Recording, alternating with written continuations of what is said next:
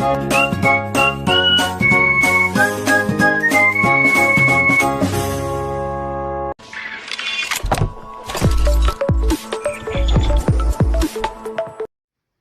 pessoal, sejam bem-vindos à aula de hoje. Hoje nós vamos falar sobre o continente africano. E quando falamos sobre África, muitas vezes esquecemos que este continente já abrigou impérios riquíssimos, rotas comerciais poderosas e culturas incríveis. No vídeo de hoje você vai conhecer os reinos africanos e suas ligações com o comércio na região e na arte. A África, um continente de vez. A África é o berço da humanidade, com mais de 50 países e milhares de etnias e línguas e tradições diferentes.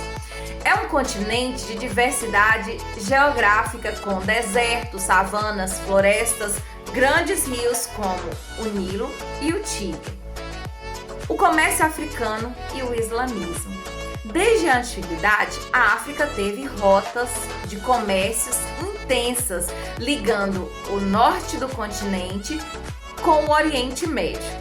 O islamismo, ele chegou no norte da África no século VII e se espalhou pelas rotas comerciais do Saara, que foram geralmente os comerciantes que foram introduzindo aos poucos essa religião nos africanos. Comerciantes muçulmanos levaram a fé, a escrita e a arte e a educação à sociedade africana. Mas nesse período já começou a chegar também a escravidão nas sociedades islâmicas africanas.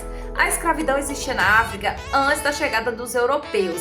Nas sociedades islâmicas haviam escravizados que trabalhavam em palácios, exércitos e até tinham acesso à educação, mas ainda era propriedade dos seus senhores, porque eles trabalhavam para esses senhores, eram escravizados para pagar algum tipo de dívida que eles tinham com esses senhores. A escravidão africana, ela era diferente da escravidão racializada nos tempos coloniais. Vamos falar um pouquinho sobre o reino de Gana, que eles foram os pioneiros do ouro. O reino de Gana, no século VII e ao século XI, foi um dos primeiros grandes impérios da África Ocidental. Ele controlava o comércio de ouro, sal e os escravizados. Seus governantes eram poderosos e muitos seguidores eram muçulmanos, embora os reis mantivessem crenças tradicionais. Vamos falar agora também um pouquinho do Império de Mali e do rei Mansa Musa. O Império de Mali substituiu Gana e atingiu seu auge com o rei Mansa Musa no século XIV. Mansa Musa é considerado um dos homens mais ricos da história da África.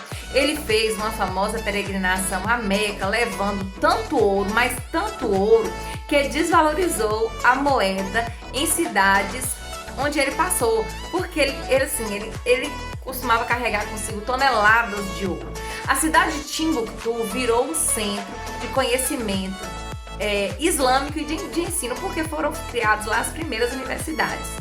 A gente vai falar também um pouquinho do Império de Songhai, porque depois que o Mali surgiu, o Império Songhai ainda continuou sendo os maiores e poderosos, porque ele controlava as importantes rotas das cidades comerciais, como Gao e Dandiné, e era governado por um exército organizado e tinha uma administração muito eficiente.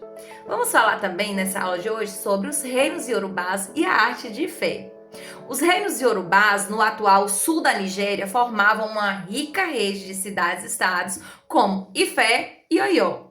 Ifé é famosa pela sua arte realista em bronze e em terracota e é considerada uma das cidades mais sofisticadas do mundo antigo.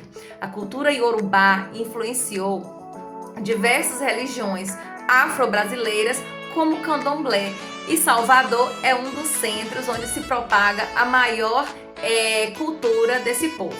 Como vimos, a África foi o continente de grande riqueza cultural e religiosa, econômica e artística. E se você gostou dessa aula, curta o vídeo, se inscreva no canal, compartilhe com quem também quer conhecer a verdadeira história da África.